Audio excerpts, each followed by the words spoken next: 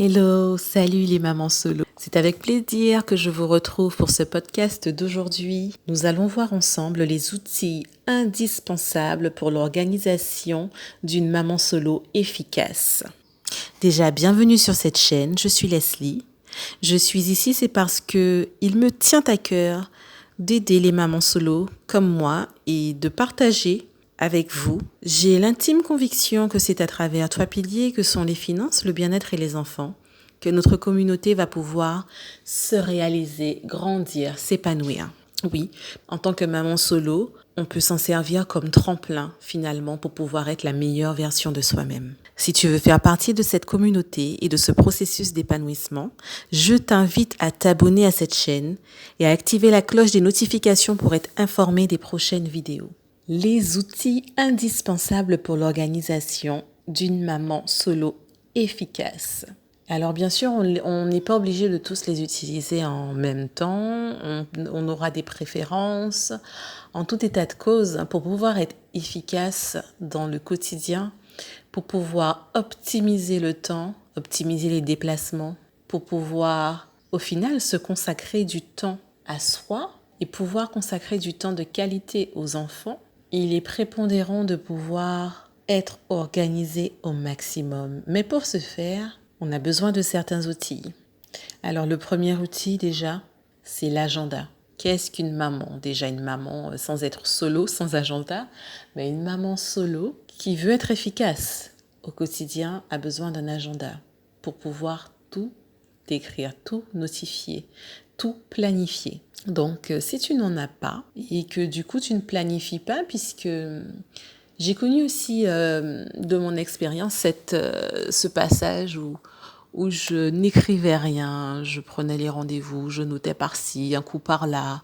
Enfin, c'était complètement désorganisé. Et le fait d'avoir changé mes habitudes, de m'être servi de certains outils, m'a permis vraiment de me sentir beaucoup plus sereine et organisée, beaucoup moins brouillon et beaucoup plus efficace. Ça a complètement changé mon quotidien. Alors, l'agenda est l'un des meilleurs amis d'une maman solo. Un deuxième outil, il s'agit du calendrier. Alors le calendrier permet de se projeter, de pouvoir tout notifier, planifier, penser au lendemain, ne rien oublier concernant les rendez-vous, qu'ils soient administratifs, que ce soit les rendez-vous médicaux, que ce soit les anniversaires, que ce soit les fêtes, enfin les choses importantes que l'on ne doit pas manquer. Un autre outil que j'utilise beaucoup, je l'ai déjà dit d'ailleurs dans certains podcasts, c'est le tableau. Alors j'ai un tableau à créer pour les enfants et j'ai aussi un grand tableau effaçable.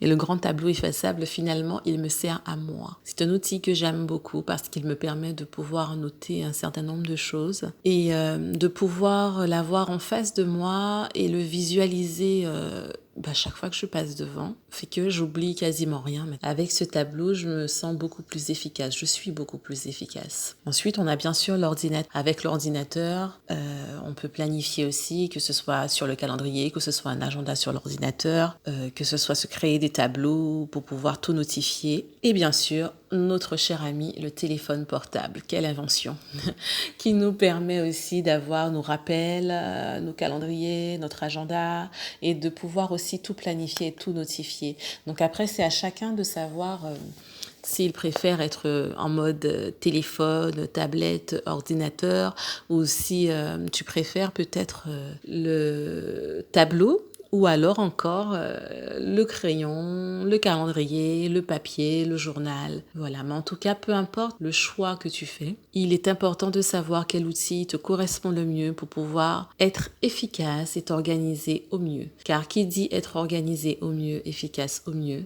dit j'ai plus de temps pour pouvoir jouer avec les enfants, pour pouvoir passer du temps de qualité, j'ai plus de temps aussi pour moi. Alors voilà, si tu n'es pas adepte des outils pour pouvoir t'organiser au quotidien, je te suggère juste de tester sur une période, allez, on va dire d'un mois.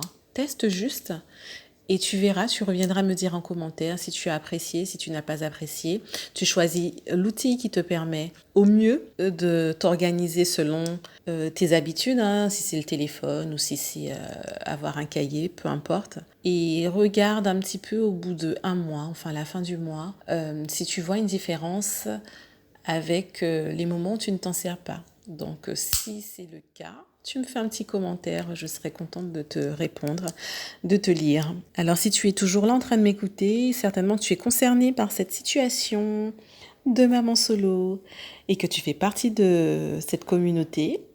Je t'invite vivement à mettre le petit pouce afin qu'un plus grand nombre de mamans puissent se partager ces vidéos et ces podcasts. Et si tu souhaites être au courant des prochaines vidéos, je t'invite vivement à t'abonner à la chaîne pour les prochaines vidéos.